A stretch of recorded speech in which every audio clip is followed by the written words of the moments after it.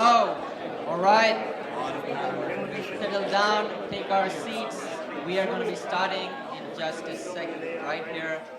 Thank you so much. Thank you so much for being here, and welcome to day 5 of this lovely Startup Boston Week conference, the 8th annual Startup Boston Week conference.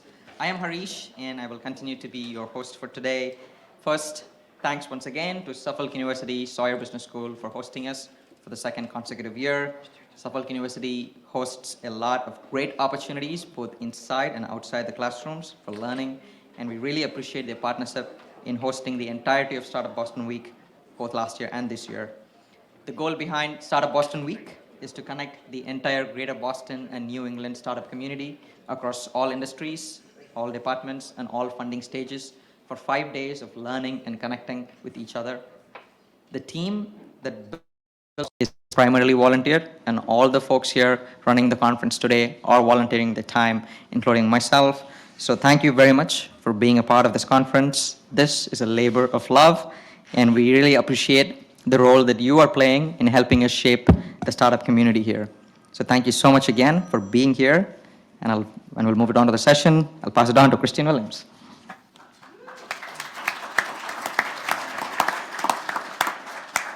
Hello, everyone. So I think when I like to kind of get started on these things, I always like to do a little audience participation to make sure you guys are excited and ready to get started.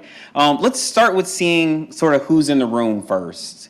So I want to start with any founders, aspiring founders in the room. Raise your hand, please. Oh, wow. Wow, that is a lot. Okay, so people that want to hear what investors have to say, I assume.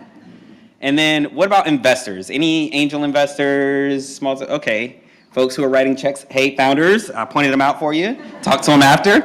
And then who's just sort of like a spectator, student, operator, kind of see some of that, but not a lot of that. Okay, good. So then that means this topic is very relevant.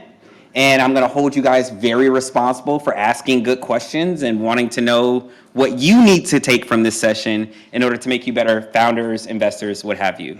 And so if you guys hadn't heard, we're going to be getting inside of the mind of these great investors here. They're going to come up and kind of discuss specific parts about it and also share different frameworks for how you, the founder or the investor, can think about the diligence process.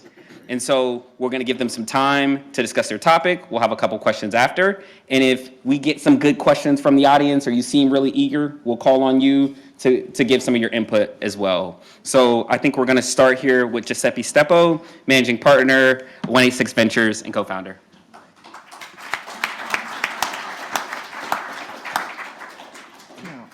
I'll open your. I'm sorry? I'll open your slides. Oh, great. One sec. Perfect. Thank you. All yours. All right. Hello, everyone. Thank you for being here and joined by much smarter investors than I ever will be. But anyways, it takes a community to build an ecosystem. Clearly, that is what we have here. And having grown up in Boston my entire life, it's so awesome to see you all here. So we are, I'm one of the founders of 186 Ventures. We're a Boston and New York-based seed fund focused on technology-enabled businesses. So we are industry agnostic by nature.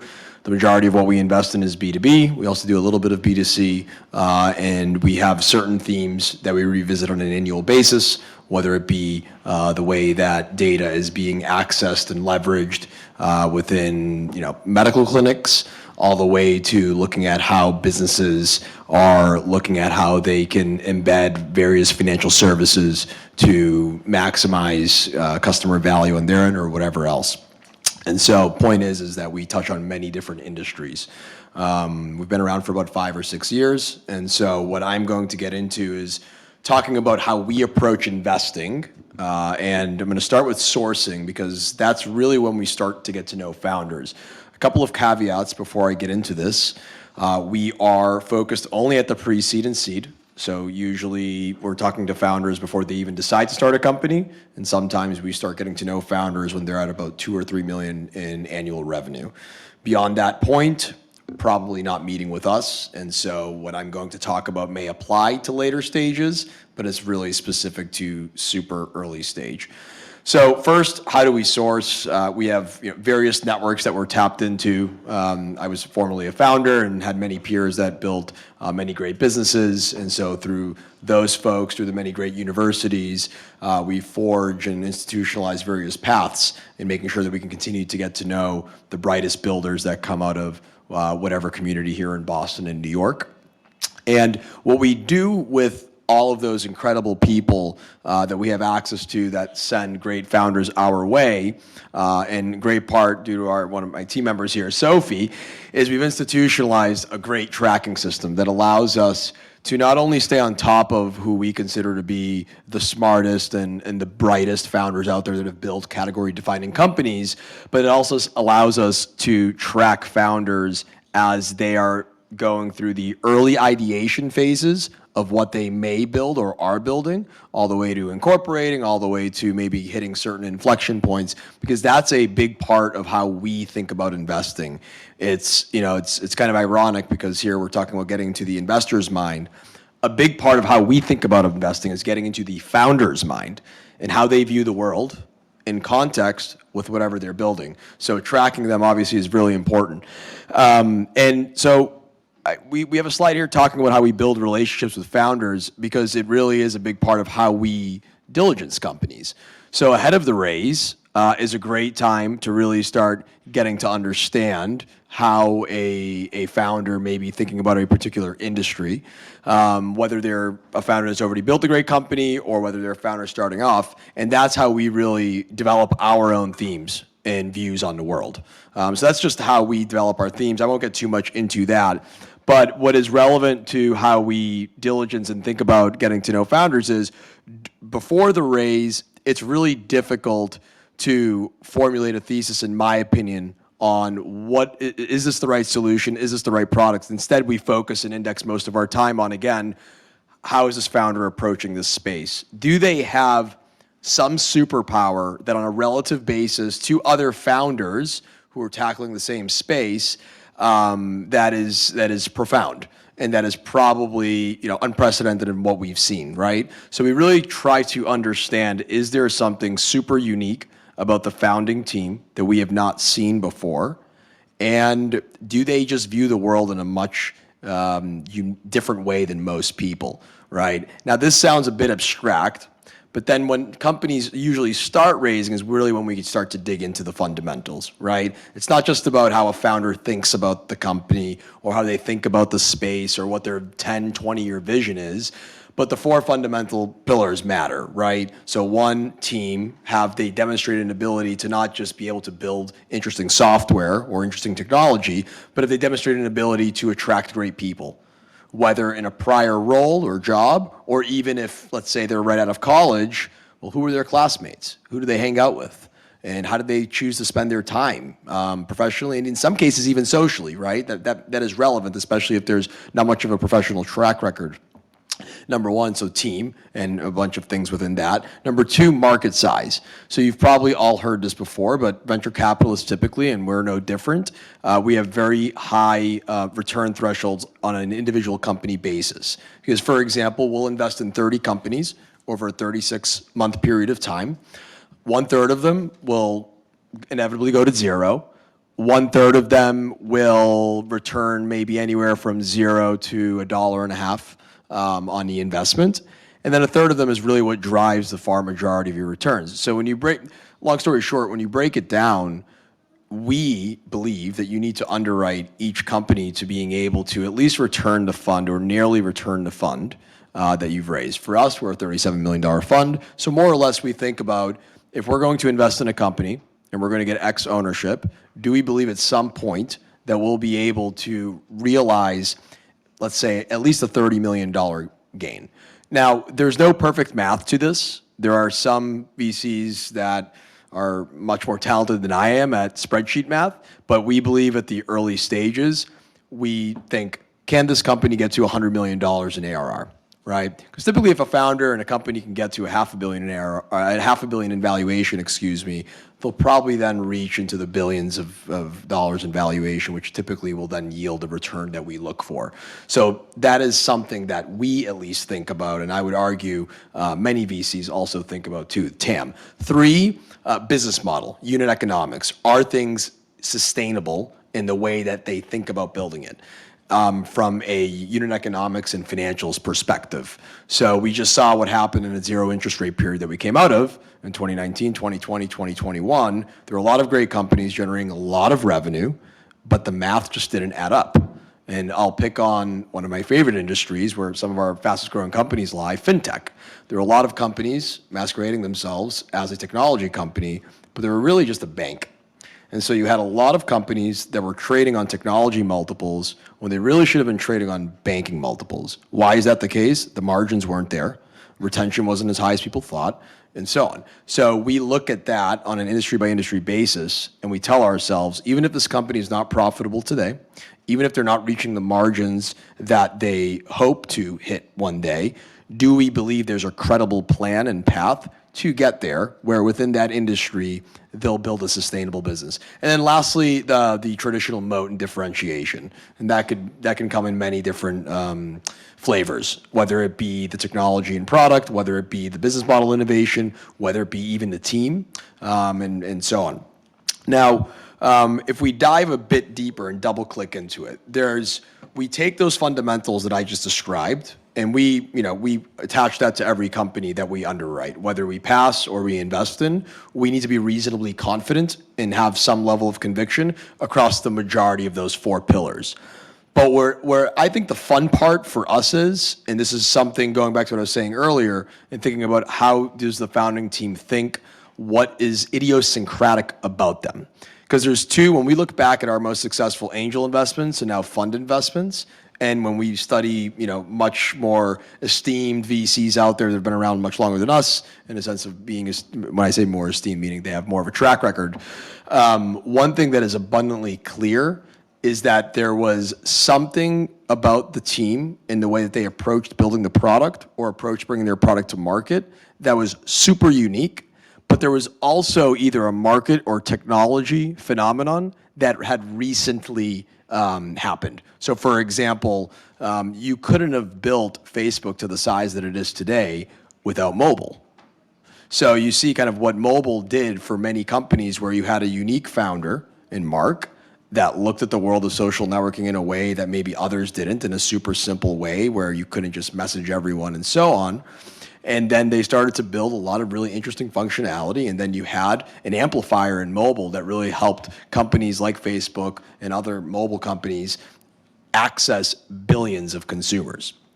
And so we think a lot about what is unique about the market shifts recently or technology shifts recently, and coupled with what is super idiosyncratic about the team and how they go about building their company and product. And then one thing that I'll touch on last, I guess, and I'm not sure if it's too relevant, but I thought it was relevant when we were first building out the agenda. Following investing in companies, if we do get to know any of you founders here, and we do end up partnering with one or two, or maybe many of you, hopefully, we offer all sorts of support. And I think that's a super important part of being a VC, and you should expect from all your VCs that they help you grow relationships with downstream investors at the Series A, the B, the C. They help you maybe hire. They maybe help you with some customer development. So that's super important for our strategy. And then in terms of follow-on investment for us, we usually reserve money for 1/3 of our companies. So we only invest in companies that are hitting their milestones and goals, given the size fund that we are. Sometimes we'll be able to help founders if we think there's a credible path to bridge through some gap, whether it be a revenue loss or profit loss, whatever else. But usually it's when things are working, because we like to pour fuel on the fire, metaphorically speaking. But I'll pause there. I think that's it. That's how we look at early stage investing at 186 Ventures. Right.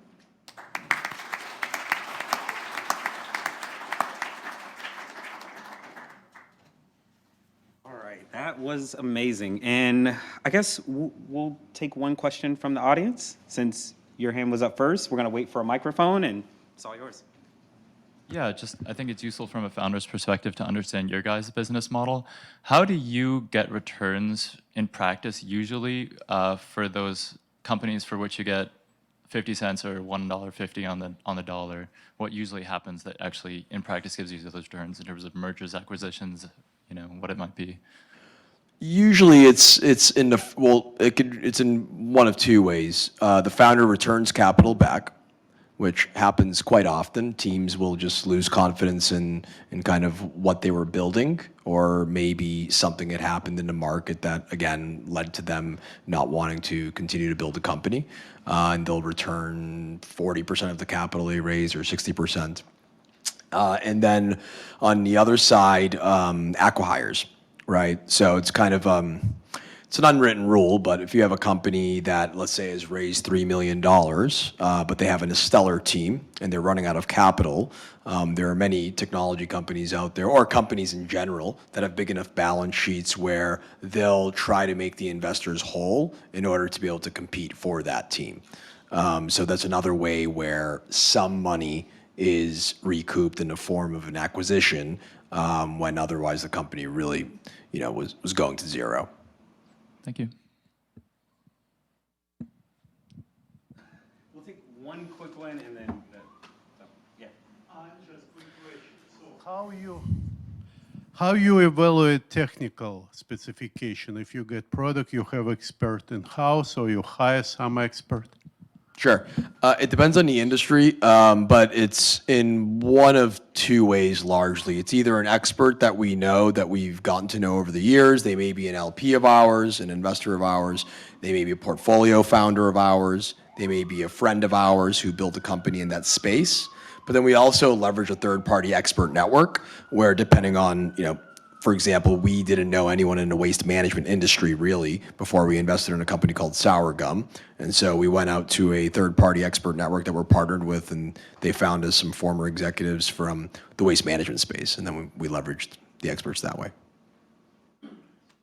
Right. Thank you. Love how engaged everyone is. Thanks again, Giuseppe. And so next up, we're actually going to have James Massaquoi from Glasswing. James?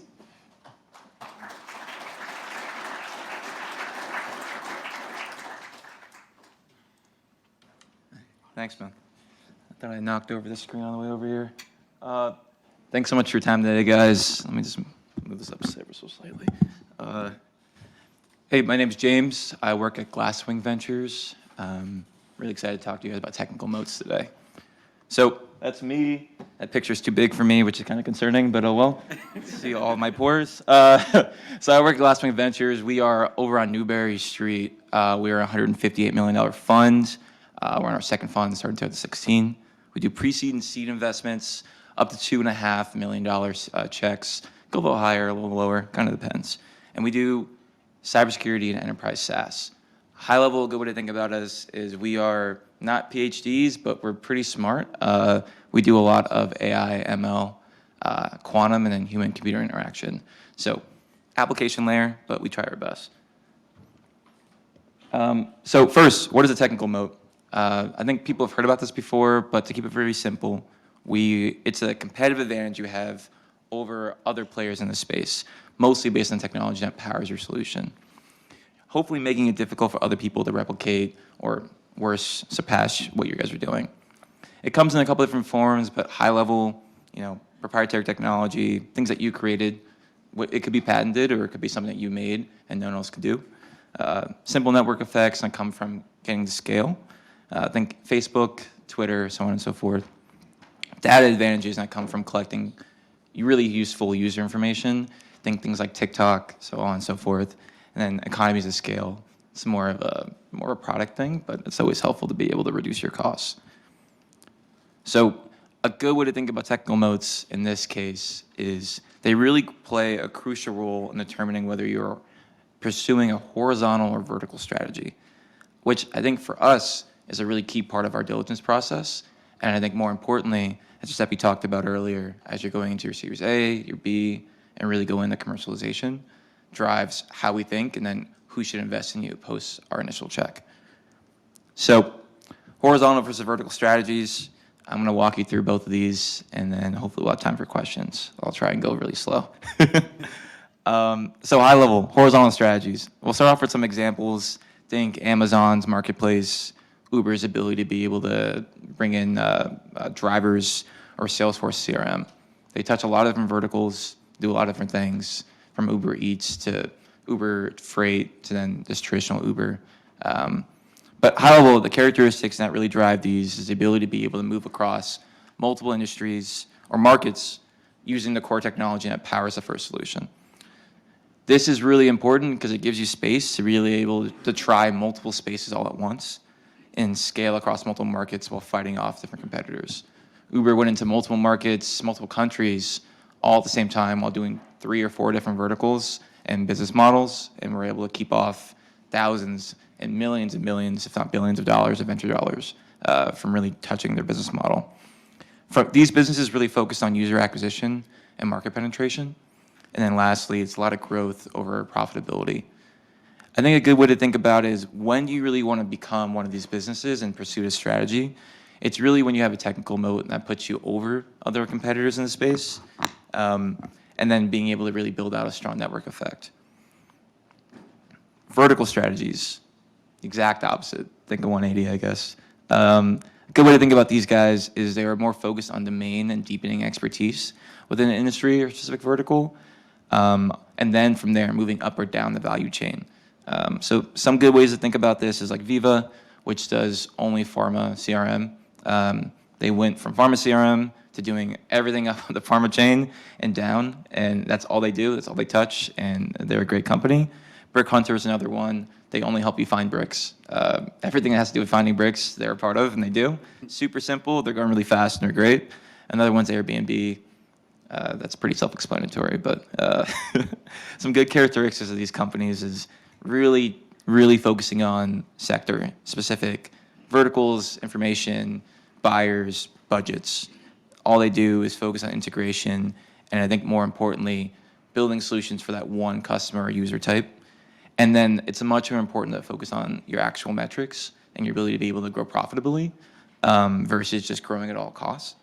A good way to think about this is, once you choose this, if you're building on a technology that other people can touch, so think OpenAI's and the LLM boom that's going on right now. We meet a lot of startups that are using those technologies. That does not mean we're not interested in them, but traditionally when people are using those, so can everyone else. Inference is kind of free. So what's next? A good way to think about it as well is, is there deep domain expertise on the executive team, especially the founder? And then lastly, to be able to build within this space, do you need to customize the initial technology that you're building on top of? So those are vertical and horizontal strategies. Impact, and this is probably the last slide, so I'll keep this pretty short as well. So how does it affect the way VCs think about your strategy? And I think more importantly, whether you should build within a certain vertical or space.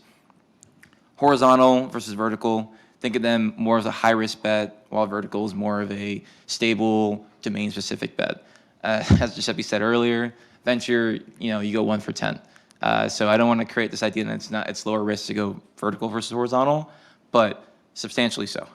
It's just percentages and zeros of zeros. But from a VC perspective, we really look at horizontal strategies as much higher risk bets. When you're really building your portfolio up and you're looking at the risks associated with the amount of money you raised, you want to make sure you balance these things well, because if you take too many horizontal bets and they go to zero, then you're not going to be able to do a lot of these really great M&A acquisitions. Even if you don't make all your money, you can make some of them. While from a vertical perspective, it's a lot easier to find and then more importantly integrate with existing players in the space. Often you're looking at less of a pure 10x improvement on existing solutions and more of something that's dramatically better, but maybe not a step change or something dramatically different. When you think about funds to target in this space, and hopefully for all the founders this is helpful, when you're looking at building a full horizontal bet, you might want to look at really, really big funds where they can take a hit or 15 to go on something that may not work, but if it does work, it's really compelling. So if you ever ask yourself, why does Elon Musk keep raising all this money for things that don't always make sense? Or why does Adam Newman, the WeWork founder, able to raise $1 billion to buy property and nothing else? It's mostly because those guys made 40, 50, 1000x multiples for their initial investors. And for those big funds, they can take that bet knowing that if that goes to zero, they don't mind. While vertical folks, it's a lot more of a focus on finding investors that make sense for you. So if you're focused on a local area, maybe take money from a local investor. There's a lot more of a synergy there. They can connect you a lot more post-investment. While if you're something like Brick Hunter, you might want to go to some firm like Fifth Wall or anyone that does prop tech, because there's a lot more vertical. Well, Suffolk, for example, because there's a lot more of a vertical integration and, more importantly, network effects there. So it's all about the strategy of what is your ICP from a VC standpoint, and then building out from there. So that's me. This is my email. This is Glasswing. Really excited to chat, and let me know if you guys have any questions.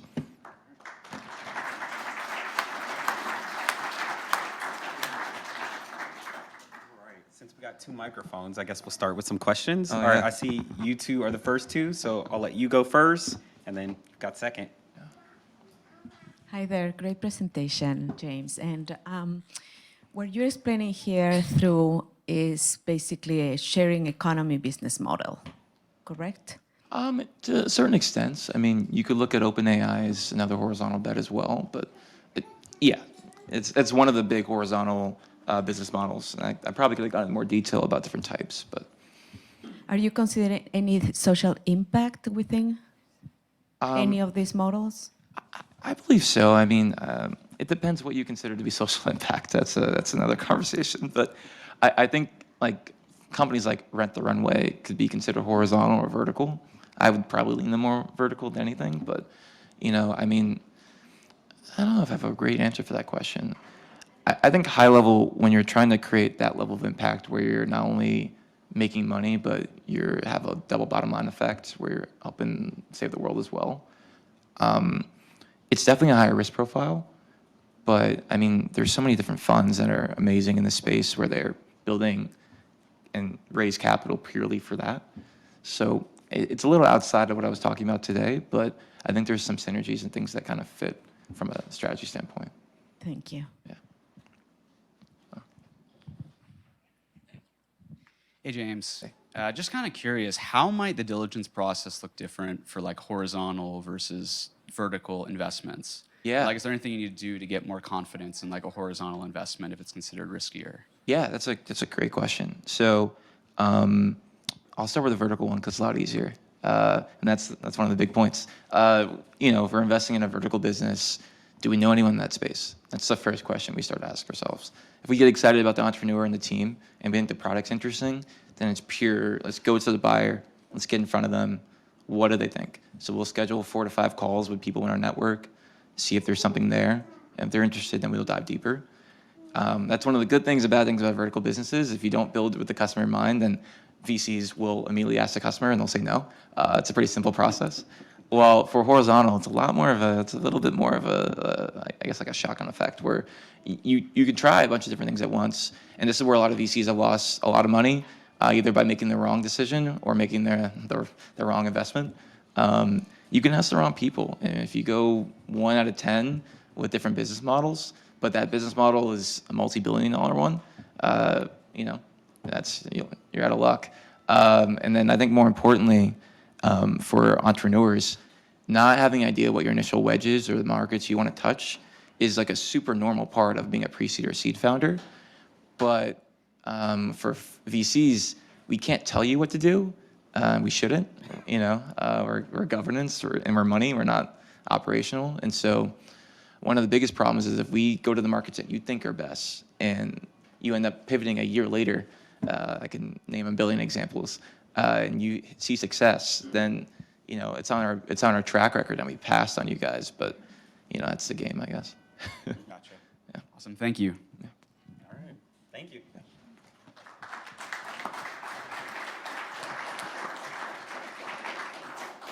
All right. Very, very informative presentation. Next up, I'm super excited to bring up David, who's going to talk a little bit about why the right champion is critical. And so thank you, David. There we are. Cool. Hi there. So I thought I was going to be in the minority, given the fact that I'm the only angel investor here and everybody else is venture people. But it seems like we're talking about pre-seed and seed, which is my territory. So it's kind of funny, actually. So let's see. Am I? Oh, there you go. All right. So I had all kinds of fun things to talk about, and I thought one of the things that kind of bugs me is this topic related to champions. So what happens is, in an angel group, I'm in 2 different angel groups. I used to be in 3. It's a little insane, but 2 is enough. And what happens is, people come and present to the group. Now, oftentimes people just come, present, and leave. And they don't really prepare for success. So this topic about the champion is all about how do you prepare to be successful when you're presenting. This is strictly angel group. I don't know about these guys, but no, certainly this is, the mentality I obviously have is angel related. So that's my framework. So that's what we're talking about. So in the angel world, if there's a group, there's obviously there's individual angels, different animal. We're talking about groups here. What you have is, you have a situation where fundamentally, I'm jumping down to the 4th or 5th thing. What happens is you come and present, and then you leave. Well, you do presentation, they do a little Q&A, and then you leave the room. Okay. Now, the first person that says anything after you leave the room sets the tone. Okay. So what does that mean? You want to manage the tone, right? So you want to have somebody in there that immediately is going to speak up and say, hey, met with him or her, really love the premise, really love what they're doing. This is something you guys should be interested in, right? So I jumped ahead as usual.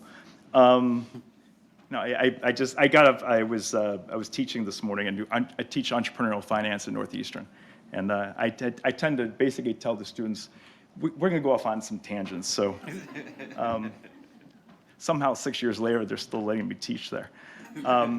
So all right, so let's talk about So I kind of jumped ahead just to give you value though, but let's talk about who is a champion, or what role is the champion? So as I was saying, it's more than a mentor, because it's somebody that they'll be advising you, but also they potentially, they're usually part of the group. Well, they would be part of the group if they're there.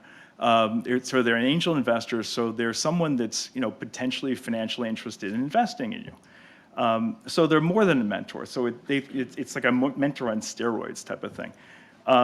So you really want to have, the point is, you really want to have somebody there, protecting your interest and their interest too, and pre-sell them. So it's all about success, and the only way to have success, well, in my mind, the best way to have success is is to win and get to the due diligence, which is your next step. So you're going through your presentation, you want to get through due diligence, and that's what you'd have to do. Okay, and ironically, the point on the last one is it's best to have more than one. So you really have to, long before you're presenting, you're already pre-selling at least one, maybe more. Because why are you doing more than one? Because invariably you sell one, and what happens? They're sick the day of the event, they don't show up. I've seen that happen too. So you really want to get, and let's face it, the more people you can get on board, it's like going to a board meeting and not having the votes up front, right? Get the votes up front so that you're going to be successful with this. Okay, well, that's one slide. Let's keep going. Okay, so part 2, just kind of like, why is a champion so important? They're the advocate for you. They can, get you access to their network. So introductions to investors inside the group and outside the group, if they're, if they're out there. They add credibility to that champion role adds credibility to what you're doing. They can help you build relationship with investors and obviously mentorship, guidance, things like that. Okay, so that was part one. So part two, different kind of topic, but it's all kind of interrelated. So why do startups fail in due diligence? So I've listed a whole bunch of different things here, and I'm going to attack the 4 that are checked and talk about those a little bit more. But there's a whole host of different possibilities.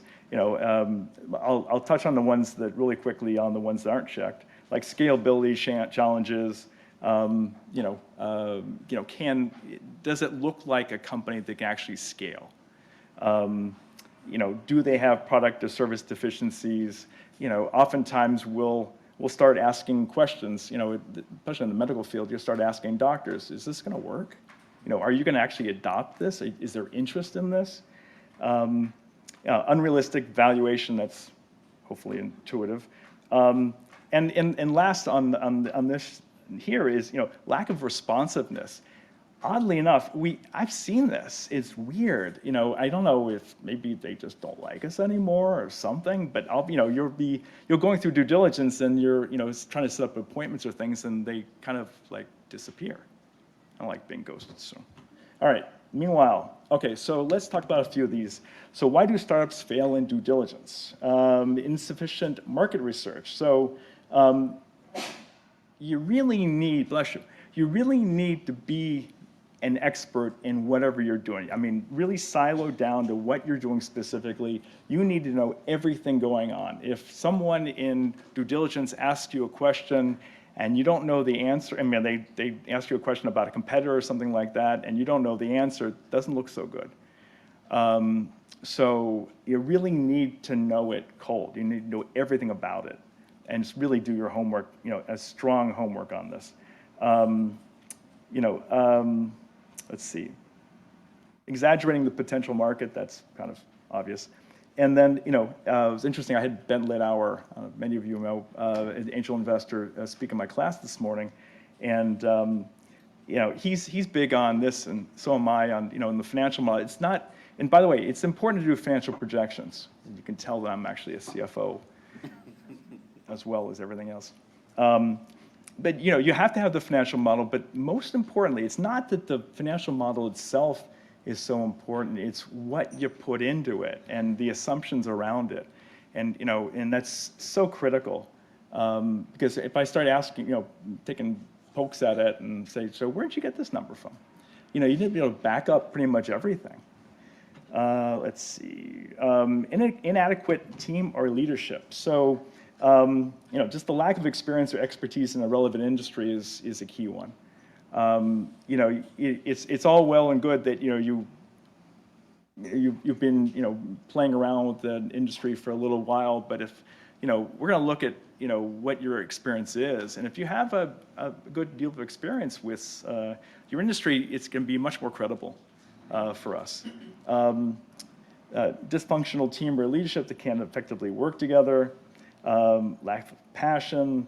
And the second to last one is one that certainly in our world is something important. If we sense you're not coachable, we get turned off pretty quickly. So it doesn't mean you have to say yes to everything. It doesn't mean you have to agree to everything. It just means that you need to be able to listen to what people are saying. You may not agree, and that's fine. And in fact, what I usually tell entrepreneurs is take the information, and everybody's going to have different opinions, of course, so which makes it kind of crazy. But the main thing is take what people are telling you, but do what you think is best. I mean, you shouldn't necessarily, just because someone tells you to do something doesn't mean you should do it. And I firmly believe that. If you really believe in what you're doing, stick with it, okay? And then, question of who's in charge. I've certainly had those kinds of issues before. Favorite topic, weak financial projections. If you have a couple hours, we can talk for a while. Yeah, I was talking this morning about unrealistic revenue forecasts. If you just do an annual forecast for revenue, forget it. It's just not going to work. You know, I firmly believe in doing, you know, a pretty detailed monthly forecast for some period of time, just to be able to understand what the revenue model is all about. You know, I literally had a situation, a poor characterization of accounts. I literally had a, you know, one of entrepreneurs handed me in due diligence their QuickBooks profit and loss statement and had equity as revenue. I was like, no, no. Even though QuickBooks, you know, suggests, you know, I don't know. Never mind. All right, I won't get on that rant. Yeah, I'd already talked about annual only projections. Let's see, what else? Oh, one more topic. Legal and regulatory. I think I saw Ben Ron in here. Ben, this is your topic mainly. So IP concerns, you know, weak or insufficient IP, regulatory compliance, legal disputes. The last one, I mean, these are all, I mean, you can understand them all, just they're right in front of you. But the last one, I had a weird experience with a complicated legal structure. I literally had a situation where it was an entrepreneur, and her father was an attorney, and he set up this myriad of legal structure protecting her, you know, situation. It was like insane. And it was the point where we ended up it was mass medical. We didn't end up investing because it was like, we didn't understand where we'd be an owner of or what we'd be an owner of. And you don't need to make it so complicated. I mean, look, it's a startup. You're not, you know, it's going to work out. I mean, you know, but don't make it so complicated. All right, I think that was it. We can do a couple questions from there. We got time for 1 to 2 questions. Nice, easy questions. Find someone who hasn't gotten a chance to ask a question, and I guess if you get here early, you get your question answered. And you get them in the front row. Hey, David. Good to see you again. Yeah. I was lucky enough to have 2 champions and 2 different angel groups, and they ended up being on my board. And as you're talking, I started thinking about, is that an anomaly? Is that good? Does it lead you into success moving into potential VC funding? Or was it just, like, it worked out in that case, but is it something you see often that the champion does end up on the entrepreneur's board? And if so, does it give them a better path? Well, I mean, you know, look, it certainly be clearly, it's certainly a good idea. It's certainly, I mean, of course, it depends on the situation, of course, which is my favorite answer. It depends. But yeah, it certainly makes sense to have, you know, because they've been your major cheerleader all along, right? Or you know, plural.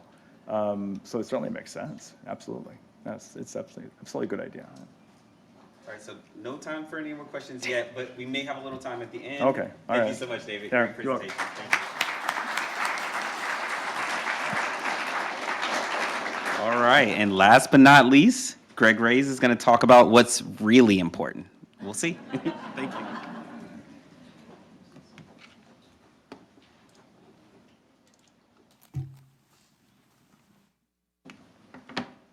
Awesome.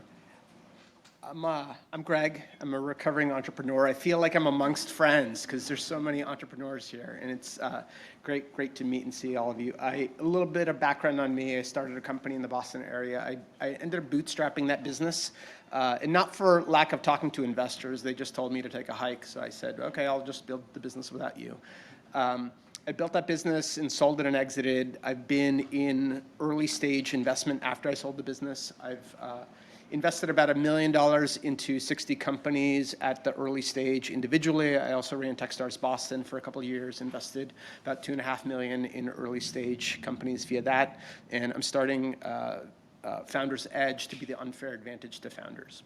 Across all my investing, one of the things I've always been asking is, what are the things that actually matter? You know, I've looked at thousands of decks, talked to thousands of companies, and tried to analyze my own portfolio and the portfolio of other investors to try to understand what are the metrics, what are the things that actually really do make a difference. And again, a lot of things get talked about in terms of, hey, it's really about traction, or it's about how much money you made, or what your revenue is, or it's really about your slide deck and your presentation and how well you carry yourself and how well you present yourself. And I'm not here to say that these things don't matter. You know, they're all contributing factors, and you know, at the end of the day, being an entrepreneur is a lot of small pieces put together. But at the end of the day, the thing that really matters is what's in your head. And as an investor, I'm ultimately investing in someone to make exceptional decisions. And when it comes to making exceptional decisions, it is really what's in the mind of the CEO, what's in the mind of the founding team, and how you guys carry yourselves, how you think about the world, how you problem solve, how you execute.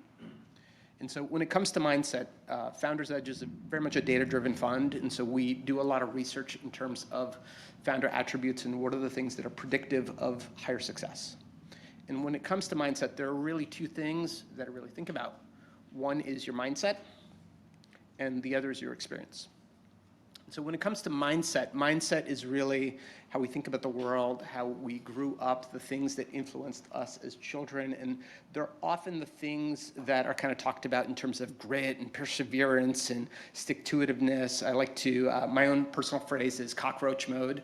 You know, when the founder can kind of go into survival and like we can run through a wall, we can get punched in the face and get right back up and do it. And I do believe that mindset is something that can be measured.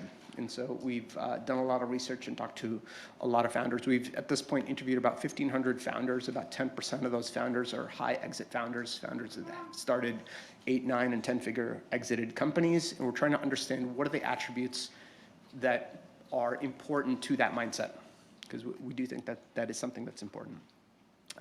The second portion is experience. And obviously, experience is something that you learn by doing. A lot of, like, if we kind of look at Hollywood and we're like, let's imagine the dream entrepreneur, Hollywood would have you believe that the typical entrepreneur is, you know, across the river, graduating Harvard, and, you know, starting that next big, amazing company. And it is true, there are absolutely stories like this in Hollywood that are true, and there are great entrepreneurs that started very, very young. They were in the right place at the right time. They took advantage, as one of the previous speakers said, of market timing, and that market timing helped propel that company. But ultimately, that founder was exceptionally bright and smart and able to make smart decisions. When we look at the data actually shows that experience comes with age. And so a lot of early startup programs, accelerators, other things, they tend to target a much younger demographic. And when you look and read the research really says that as you get more and more experience in life, the probability of your success goes up and up and up. In fact, you know, a lot of the research shows that your probability of success goes up from 35 to 45 to 50 and even 60. At that point, the data actually stops because 60-year-olds end up not creating new companies. But we do think that experience does build in and of itself. And so the models and modalities that we look for startups have to support older founders as well. In fact, a lot of founders who build successful companies, unicorn-level companies, they very typically have families. They have different requirements. They view the world in a more holistic manner. And so we need to create the startup methodologies and systems to be able to support those types of founders. 48% of founders have 10 or more years of industry experience. We believe that industry or target experience in their target market fit. So we talk about founder market fit, where the founder has deep and unfair advantage or knowledge of their target industry, which allows them to identify opportunities that other folks may not identify. So that experience is predictive of higher success. So we look at that. Now, what's better than one brain? Two brains, right? We look at teams. And so there's a lot of data that teams and strong teams are actually predictive of higher success as well. Again, plenty of solo founders. I started off as a solo founder. When I started my company, I teamed up with a co-founder as well. Now, A little bit of word of caution for solo founders. A, there's nothing wrong with being a solo founder. There's plenty of examples of unicorn level founders that have gone on to make a lot of success. If you are a team or you're thinking about having a team, the team mechanic does help. Two heads are better than one. But the core predictive element of a team is actually the trust between the founders and the co-founders. About 25% of startups fail because they lack the trust. They lack some of the mechanics that create long-term accountability, trust, and execution. When you have exceptional teams, your team will push each other. Startups, for anyone who started one or had some success or even failure with one, you know it's really freaking hard. And if you don't have trust, the team will dissolve. When the going gets tough, you know, if founders go in different directions, that's when startups fall apart. And I've seen that happen over and over and over again. And so not only is it important to have exceptional team where both the founders and potential co-founders have the mindset, and we talked about mindset, and the experience, and the complementary skill set, and they have trust, that's when we start to see some of the magic happen. Now, at the end of the day, what are investors even buying? You know, what is it that we buy? We are buying exceptional decision-making. You know, yes, we're buying equity, and there's a bunch of documents and things that go on paper, but ultimately, we are buying someone with an exceptional brain that can make exceptional decisions and produce value. And so it's not about the PowerPoint presentation, although PowerPoint presentations are important. It's about your ability to execute. And I've seen exceptional founders who came to me and said, look what I built. And what they built demonstrates and shows tens of thousands of little micro decisions. So we actually spend a lot of time looking at product. Again, we'll take a look at your pitch deck so we understand what it is, but we actually host an event in Boston called Ditch the Deck, which is really less about like, let's see the PowerPoint presentation. It's like, let's see the product, because the product is more important to us in terms of showing the levels of execution, what you're actually doing. Show that you can deliver, that you can make something. I couldn't show up, it's a little mobile phone, but show that you can actually deliver value to customers. Show that you can make something that customers care about. That's more important to us than that presentation. And then my last slide didn't show up, but that's okay. The last slide, I'll tell you what it was. It was show that you have heart and passion. And the heart and passion that you have for your company, your mission, your vision, your team is much more important than the capital you've raised or the traction that you have. Because ultimately, starting a business is a 10-year game, and we want to know that your heart and soul is in building this company for the long term. Thanks.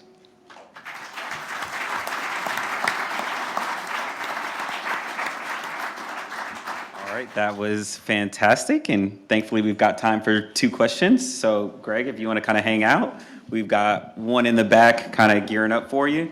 And then after this, if we've got time, we'll go into lightning round. Hi, I'm an early stage founder, and I've sent my pitch deck to every company in Boston.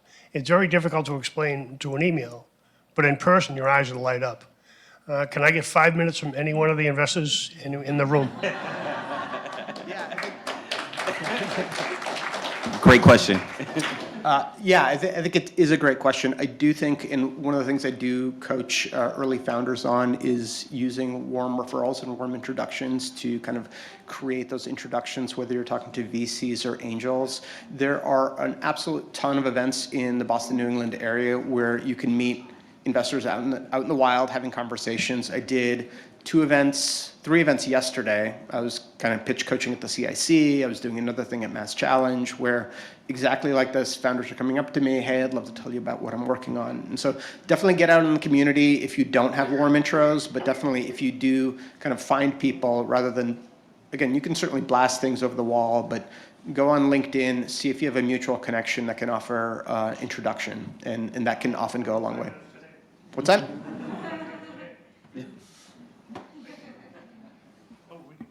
All right, and one more, I think we had another hand in the back left here.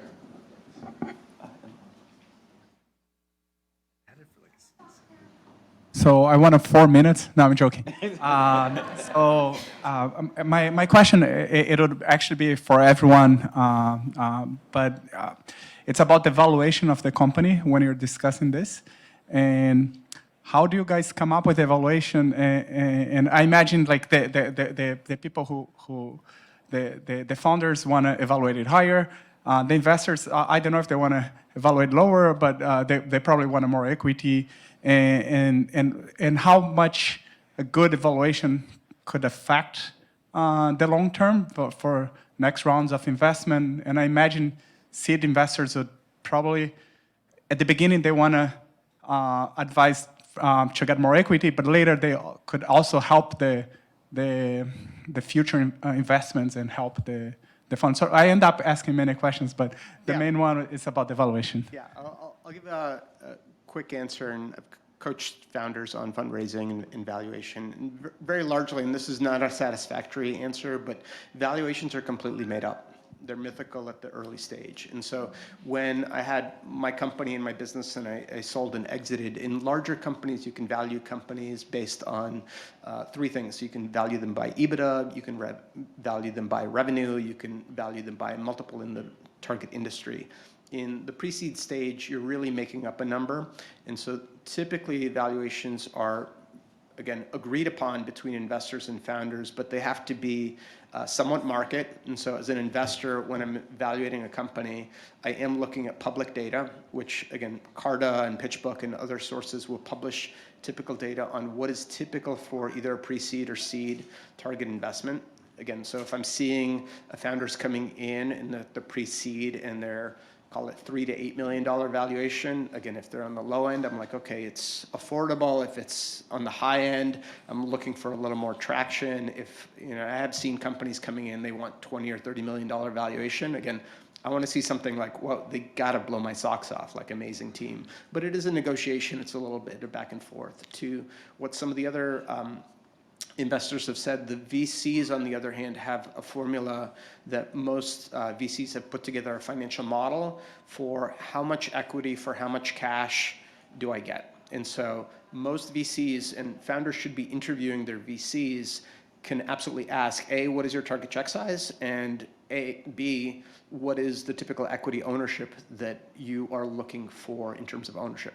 And so again, VCs will tell you, hey, our typical check size is 500 to $1.5 million. Our typical ownership target is 10%. And so again, you can go and do a little bit of homework and be like, okay, what would that value my company if I were to take that check relative to others? But because valuation is a little bit made up, often founders will have multiple conversations with investors to see what the market will bear. Obviously, if there's a lot of demand for your equity, like raising capital is sales, high level. And so it's a supply and demand. If there's a lot of demand for your equity, there's only so much supply. You can't create additional equity. It's only 100%. And so ultimately you can raise the price if there's a lot of demand for your equity. If there's not a lot of demand for your equity, you have to kind of take what the market will bear. Can I add on to that? I'm going to add on. So the key thing one of the key things for many valuation is think about what the next, you're at this valuation now, whatever that is. What's the next valuation going to be? Because if you have it too high, I sound like an investor right now. If it's too high, it's like you're going to have to do better than that the next time. So you have to think ahead of where am I now, but where am I going to be at the same time. So you got to be very careful about how high it is. I agree with that. I have to scream it loud. Oh, okay. Loud. I can. Oh, geez. Okay. Hey. So I sat at the Series A before I was at the pre-seed and seed. I can tell you how many companies we said no to that we liked because the valuation was too high. There was a zero interest rate scenario where people took very high valuations and didn't consider a next round, and that's a really big issue.